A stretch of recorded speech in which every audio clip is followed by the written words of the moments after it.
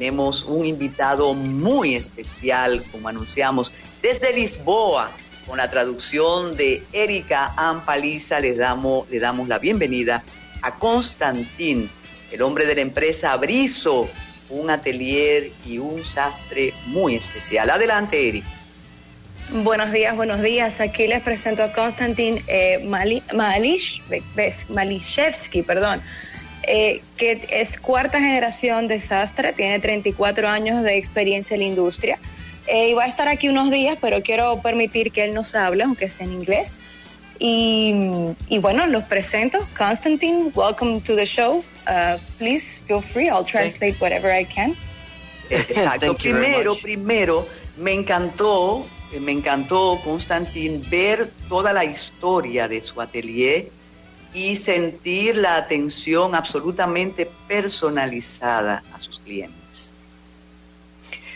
Thank you very much. Thank you for a very warm welcome, and hello, everybody. As Erika just mentioned, I have quite a few years in the industry. I was born and raised in a tailoring family, and I'm a fourth generation custom tailor, which means that basically I know and I do make suits by hand, me and my crew of people.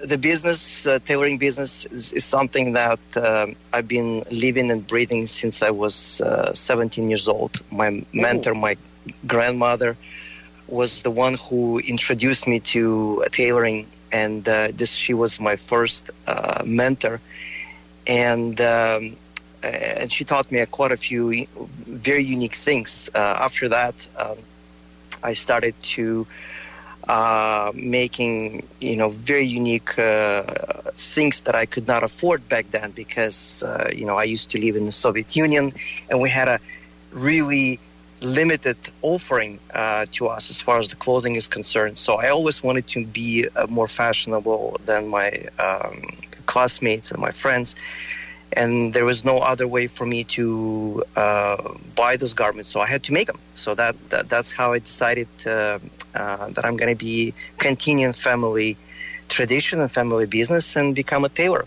Many years later. Perdón, traducción, yeah. Erika. Sí. Entonces, mira, resumido, yo sé que muchas personas que escuchan ya manejan el idioma, pero para resumir, Konstantine viene de Ucrania del momento cuando estaban en el comunismo, y en esa época era muy difícil para él conseguir telas, ropa que le gustara, porque él era muy fashionista en su época, y era muy difícil. Como su abuela era costurera, él aprendió desde los 17 años a hacer su propia ropa, porque era lo más fácil para él, para conseguir lo que él quería lograr con la moda.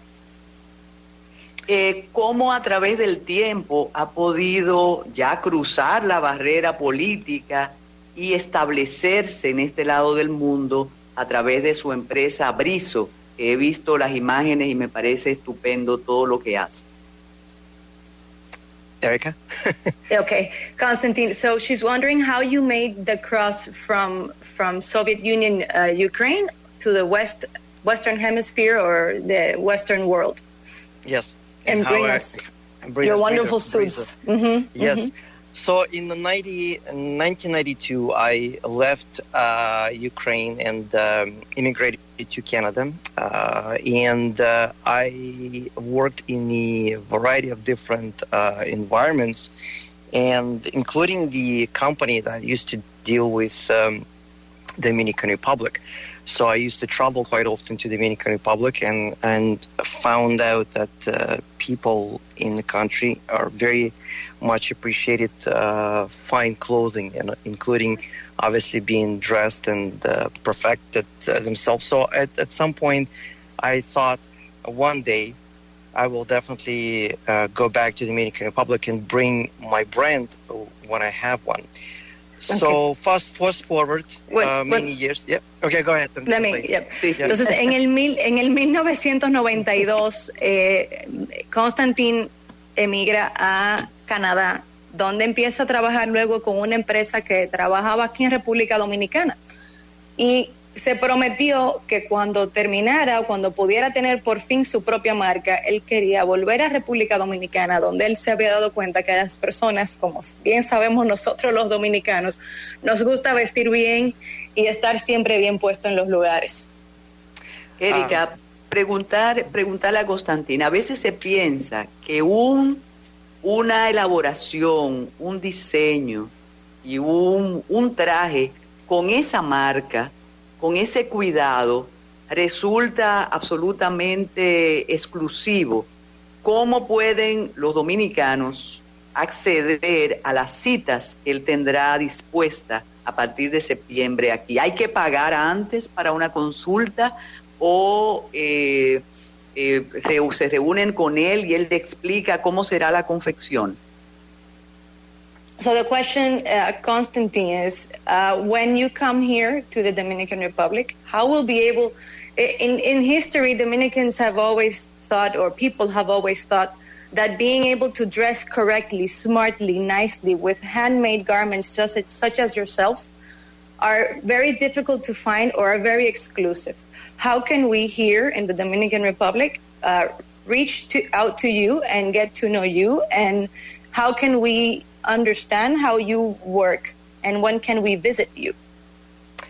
Well, first of all, I always believe that, and this is when it goes back when I opened Brizo, I always believe that even though exclusive garments are exclusive, they don't need to be ultra expensive, because anybody can afford exclusive garments. It all depends on the level of different types of materials and different types of workmanship that I'm offering. Of course, there's a certain price points attached to it, and clients are always welcome to ask me any questions they like. They can either email me via the website, or which is brizo.ca, or they can send me direct message on my Instagram, which is Brizo Official. And I will be more than happy to answer any questions. I know there's a lot of questions with regards to high-end clothing, and I also know that there's a lot of people who think that their questions might be not appropriate or stupid. With me, I don't have that attitude. I think not asking question is worse than asking question, and I welcome all kinds of questions because clients are genuinely curious, and I would be more than happy to answer them, because educated client is something that I really enjoy dealing with. Adelante, Erika. Yeah, go ahead. Entonces, Konstantine nos dice que el tema de la exclusividad, siempre queremos algo exclusivo, pero lo exclusivo no descarta que tenga que ser, o sea, no tiene que ser caro para ser exclusivo. Todo se maneja con las telas, con las texturas, con las formas que se utilizan. Claro, todo va amarrado a un punto de precio dependiendo de lo que elegimos. En cuanto a las preguntas o dudas que podamos tener, Konstantine nos invita a accesar a su página web, que es brizo.ca, o a su Instagram, que es Brizo Oficial, para todas las preguntas que puedan tener. Él no entiende que hay preguntas tontas ni fuera de lugar. Él entiende que un cliente educado que tenga toda la información pertinente es mejor que uno que no haga ninguna pregunta. Él está abierto a todas las preguntas que tengan antes de que él pueda hacer su visita. Una pregunta ya hacia un posible cliente. ¿Las telas, él las muestra cuando esté aquí o simplemente te hace el diseño y luego te lo envía, o si la confección será hecha en el país? So, Konstantine, the fabrics that you will be using, do you bring samples or here? How does that work? And how is the actual manufacturing of the clothing? Is it going to be made in the Dominican Republic, or how will that be? The samples of a variety of different fabrics for suitings, jackets, and shirtings will be brought with me. So I will have a good representation of different fabrics which are available for clients to pick from. all manufacturing is done technically in 3 different shops that we have. One of them is all the shirts and all of the lighter jackets are made in Italy, in southern Italy. Most of the suits and trousers are made in Portugal and Canada. Depending on the client's, depending on the design, depending on the client's wishes and the budgets, suits could be made either Canada or Portugal. And shirts are always made in Italy because it's a sister shop of ours, and we believe that this is where we can get the best quality at the most approachable price point. Okay, entonces en cuanto a las muestras de tela, él trae con él todas las muestras para los trajes, las camisas, las chaquetas que él manufactura. Y la manufactura en sí, la confección en sí de los trajes y las camisas, depende. Las chaquetas y las camisas las suele hacer en Italia, en el sur de Italia. Y los trajes y pantalones en Canadá y en Portugal. Dependiendo del presupuesto, el diseño y las telas que se elijan, hay un punto para los trajes entre Canadá y Portugal, y las camisas siempre se hacen en Italia con un convenio que tiene con una fábrica en un taller en Italia. Erika, debido al clima nuestro, aunque naturalmente él ha trabajado en otros países con clima tan cálido como el dominicano, ¿hay una especial recomendación con el tipo de tela para que no resulte tan duro para el calor? Konstantine, regarding the temperature and the climate in the Dominican Republic, and we're sure that you've had experience working with warm climates as well, do you have any recommendation for the type of fabric or suiting needed to handle the heat and the high temperatures in the Dominican Republic? Absolutely. Well, right now, most of the textile manufacturers in mind, they have hot climates, especially with very rapidly raising temperatures all over the world. More and more manufacturers started to produce textiles specifically targeting such markets. So as a result, of course, a lot of clients in the continental Europe, they like to use linen during summer. However, in the business settings in many countries, linen may seem to be inappropriate because it wrinkles very easy. For those clients, we recommend something that's called tropical wools, which is extremely lightweight, 100% wool cloth that has a very considerably larger spacing between the yarns, which allows the body breathe through the fabric. It also has necessary, sometimes has a necessary coating, which is sometimes a graphite coating, sometimes it's the different non-dangerous chemicals, more basically biochemicals coatings, which allows the fabric to be self-temperature regulating. Okay. Adelante. Entonces nos comenta, claro que sí tenemos ese tipo de materiales cada día más con el tema del calentamiento global y que en el mundo completo sube el clima. Sí, las fábricas están preparando telas más apropiadas para el calor. En Europa es tradicional utilizar los trajes de lino, pero en un ambiente más formal, más laboral, de trajes de negocios, por ejemplo, el lino arruga mucho. Entonces, ahora hay un material que se llama lana tropical, que es una lana que la tela está más separada, por lo cual no hace tanto calor, traspasa más el vamos a decir, el calor mismo.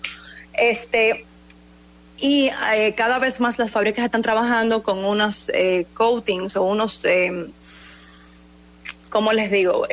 Tratamientos de grafito que también permiten mejor traspaso del calor en los trajes. Bueno, hay que decirle a Konstantine que su intérprete ha recibido muchos halagos de parte del público. Lo que nos queda, Erika, es preguntarle a Konstantine día establecido para venir aquí y que cuando esté más cerca su llegada podamos tenerlo de nuevo en el Matutino Alternativo. So, Konstantine, the final question for you today is, when will you be here with us and when can we visit you? And of course, when we're getting closer to the date, they would be more than happy to have you once again on the show, just to remind everybody that you will be here. Thank you very much. Well, I will be visiting Dominican Republic, in particular Santo Domingo, on September 2nd, 3rd, and I will be very also shortly on the 4th. So September 2nd and 3rd is when I'm booking the clients at this point. I will be staying in downtown Santo Domingo. Unfortunately, I don't have the schedule of the hotel and the address of the hotel.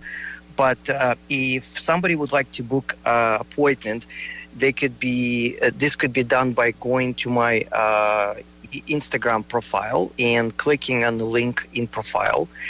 And at that point, that link will bring a client to scheduling, where they will be able to pick the time during those 2 days and also see the availability of the showroom. We're all set up. Ok, Konstantine va a estar aquí el 2 y el 3 de septiembre y va a tener unas horitas el día 4 también de septiembre por la mañana. La ubicación aún no la tenemos, queda por confirmar el hotel o el espacio donde estará trabajando Konstantine, pero sí será en la zona céntrica de Santo Domingo. Y para citas pueden entrar al perfil de Instagram, que les recuerdo es Brizo Oficial, y ahí tiene el link para las citas, donde le das al link y puedes agendar ahí las fechas y las horas que les convenga.